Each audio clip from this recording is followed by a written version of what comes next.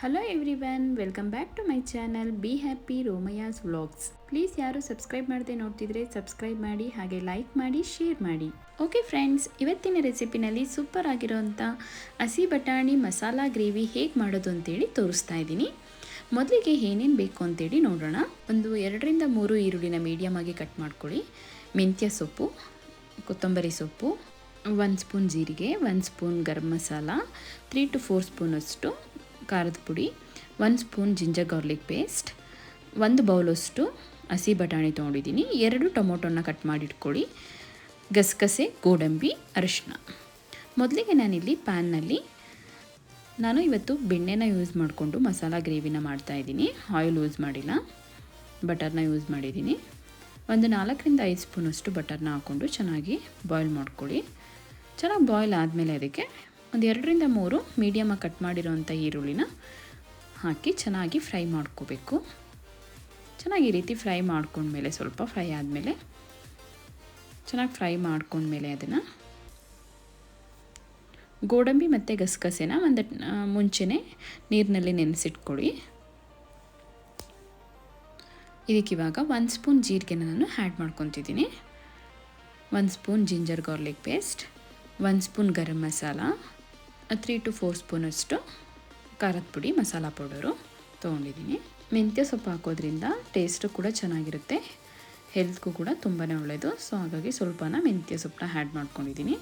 ನೋಡಿ, ಇಲ್ಲಿ ಬಿಡಿಸ್ಕೊಂಡು ಹಸಿ ಬಟಾಣಿನ 1 ಬೌಲಷ್ಟು ನಾನು ತೊಗೊಂಡು ನೀಟಾಗಿ ವಾಶ್ ಮಾಡಿ ಆ್ಯಡ್ ಮಾಡ್ಕೊಂಡಿದ್ದೀನಿ. ನಿಮಗೆ ಎಷ್ಟು ಬೇಕೋ ಅಷ್ಟು ಹಸಿ ಬಟಾಣಿನ ಆ್ಯಡ್ ಮಾಡ್ಕೊಳ್ಳಿ. ಇದು ನಾನು ಗ್ರೇವಿ ಮಾಡ್ತಾ ಇರೋದ್ರಿಂದ ಪೂರಿ ಜೊತೆಗೆ ಸ್ವಲ್ಪ ಜಾಸ್ತಿ ಇದ್ದರೆ ಚೆನ್ನಾಗಿರುತ್ತೆ ಅಂತೇಳಿ ಜಾಸ್ತಿನೇ ಹಾಕ್ಕೊಂಡಿದ್ದೀನಿ. ರುಚಿಗೆ ತಕ್ಕಷ್ಟು ಉಪ್ಪನ್ನ ಆ್ಯಡ್ ಮಾಡಿದ್ದೀನಿ. ಚೆನ್ನಾಗಿ ಸ್ವಲ್ಪ ಹೊತ್ತು ಫ್ರೈ ಮಾಡಿದ್ಮೇಲೆ ಬಟಾಣಿ ಕಾಳನ್ನ ಟೊಮೊಟೊನ ಆ್ಯಡ್ ಮಾಡ್ಕೊಳ್ಳಿ. ವಾಟರ್ ಆ್ಯಡ್ ಮಾಡಿಬಿಡಿ ಮುಂಚೆನೇ. ಈ ರೀತಿ ಚೆನ್ನಾಗಿ ಫ್ರೈ ಮಾಡಿಕೊಂಡು, ಹಸಿ ಬಟಾಣಿ ಆಗಿರೋದ್ರಿಂದ ನೆನೆಸೋ ಅವಶ್ಯಕತೆ ಇಲ್ಲ.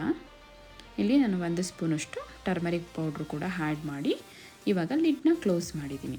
ಇಲ್ಲಿ ಒಂದು ಜಾರ್ಗೆ ನಾನು ಒಂದು 4 to 5 ಸ್ಪೂನಷ್ಟು ಕಾಯಿ ತುರಿನ ಹಾಕ್ಕೊತಿದ್ದೀನಿ ಜಾರ್ಗೆ. ನಮಗೆ ಮಸಾಲ ಗ್ರೇವಿ ಗಟ್ಟಿ ಬೇಕಲ್ಲ, ಸೊ ಅದಕ್ಕೆ ನೆನೆಸಿರೋ ಅಂಥ ಗೋಡಂಬಿನ ಆ್ಯಡ್ ಮಾಡ್ಕೊತಿದ್ದೀನಿ, ಗಸಗಸೆನೂ ಕೂಡ ಆ್ಯಡ್ ಮಾಡ್ಕೊತಿದ್ದೀನಿ. ಈ 3 ಇಂಗ್ರೀಡಿಯೆಂಟ್ಸ್ನ ನೀಟಾಗಿ ಫೈನ್ ಪೇಸ್ಟ್ ಮಾಡ್ಕೊಳ್ಳಿ. ಚೆನ್ನಾಗಿ ಪೇಸ್ಟ್ ಮಾಡಿಕೊಂಡು ಇಲ್ಲಿ ಚೆನ್ನಾಗಿ ಫ್ರೈ ಆಗ್ತಿರುತ್ತೆ. ವಾಟರ್ ಆ್ಯಡ್ ಮಾಡಿಬಿಡಿ, ಹಾಗೇ ಬಟಾಣಿ ಕಾಳನ್ನ ಫ್ರೈ ಮಾಡ್ಕೊಳ್ಳಿ. ನೋಡಿ, ಈ ರೀತಿ ಆಗುತ್ತೆ. ಇವಾಗ ಚೆನ್ನಾಗಿ ಫ್ರೈ ಮಾಡಿ ರುಬ್ಬಿರೋ ಅಂಥ ಪೇಸ್ಟನ್ನ ನೀವು ಆ್ಯಡ್ ಮಾಡ್ಕೊಳ್ಳಿ. ಇದನ್ನು ಆ್ಯಡ್ ಮಾಡೋದ್ರಿಂದ ನೀವು ಗೋಡಂಬಿ ಹಾಕೋದ್ರಿಂದ ಕಡಲೆನೂ ಕೂಡ ಯೂಸ್ ಮಾಡ್ಕೊಬೋದು. ಗೋಡಂಬಿ ಇಲ್ಲ ಅನ್ನೋರು ಗೋಡಂಬಿ ಅಥವಾ ಕಡಲೆನ ಆ್ಯಡ್ ಮಾಡೋದ್ರಿಂದ ನಿಮಗೆ ಗ್ರೇವಿ ಗಟ್ಟಿಯಾಗಿ ಬರುತ್ತೆ. ಈ ರೀತಿ ಆ್ಯಡ್ ಮಾಡಿ ಚೆನ್ನಾಗಿ ಬಾಯ್ಲ್ ಮಾಡಿಕೊಂಡ್ರೆ ಬಟಾಣಿ ಕಾಳು ಗ್ರೇವಿ ರೆಡಿ ಆಗುತ್ತೆ. ನೋಡಿ ಎಷ್ಟು ಚೆನ್ನಾಗಿ ಬಂದಿದೆ ಅಂತೇಳಿ, ತುಂಬಾ ಟೇಸ್ಟ್ ಆಗಿತ್ತು. ಚೆನ್ನಾಗಿ ಬಾಯ್ಲ್ ಮಾಡಿಕೊಂಡು ಲಾಸ್ಟಲ್ಲಿ ನೀವು ಕೊತ್ತಂಬರಿ ಸೊಪ್ಪನ್ನ, ಗ್ಯಾಸ್ ಸ್ಟವ್ನ ಆಫ್ ಮಾಡಿ ನೀವು ಕೊತ್ತಂಬರಿ ಸೊಪ್ಪನ್ನ ಆ್ಯಡ್ ಮಾಡ್ಕೊಳ್ಳಿ. ಯಾವುದೇ ಅಡುಗೆಗಾದ್ರೂ ನೀವು ಕೊತ್ತಂಬರಿ ಸೊಪ್ಪನ್ನ ಸ್ಟವ್ನ ಆಫ್ ಮಾಡಿ ಹಾಕಿ. ಸೊ ಅವಾಗ ಫ್ಲೇವರ್ ಕೂಡ ಚೆನ್ನಾಗಿರುತ್ತೆ, ಟೇಸ್ಟ್ ಕೂಡ ಚೆನ್ನಾಗಿರುತ್ತೆ. ನೋಡಿ, ನಾನು ಸರ್ವ್ ಮಾಡ್ಕೊತಾ ಇದ್ದೀನಿ ಬೌಲ್ಗೆ.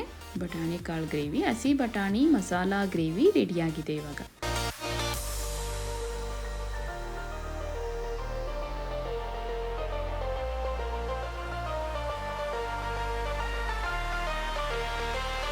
ನಾನಿವತ್ತು ಪೂರಿ ಜೊತೆಗೆ ಮಸಾಲ ಹಸಿ ಬಟಾಣಿ ಗ್ರೇವಿನ ಮಾಡ್ಕೊಂಡಿದ್ದೆ.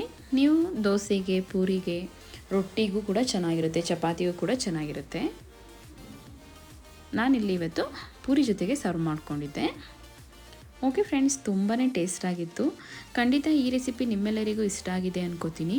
ಇಷ್ಟ ಆಗಿದ್ದರೆ ಲೈಕ್ ಮಾಡಿ, ಶೇರ್ ಮಾಡಿ. ಮತ್ತಷ್ಟು ರೆಸಿಪೀಸ್ಗಾಗಿ ಬಿ ಹ್ಯಾಪಿ ರೋಮಯಾಸ್ ವ್ಲಾಗ್ಸ್ಗೆ ಸಬ್ಸ್ಕ್ರೈಬ್ ಆಗೋದು ಮರಿಬೇಡಿ. Thank you friends, bye.